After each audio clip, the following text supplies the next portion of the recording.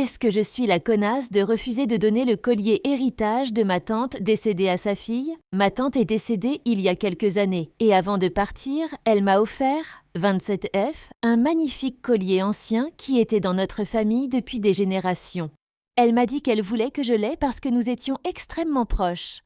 Elle savait que j'allais en prendre soin et c'est ce que j'ai fait depuis. Maintenant, sa fille, Lily, 29F, va se marier et la semaine dernière, elle m'a demandé si elle pouvait emprunter le collier comme son quelque chose de vieux.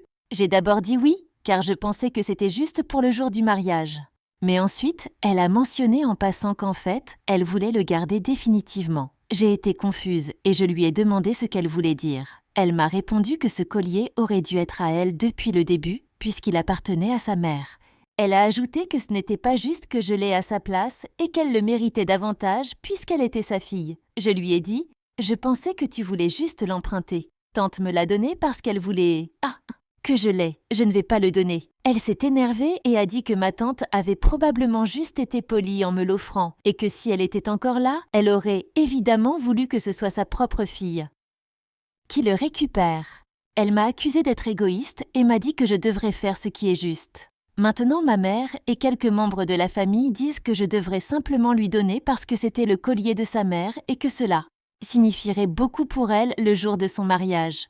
Mais pour moi, ce n'est pas juste un bijou de famille, c'est un cadeau qui m'était destiné. Je comprends pourquoi elle le veut, mais ma tante avait ses raisons de me le donner.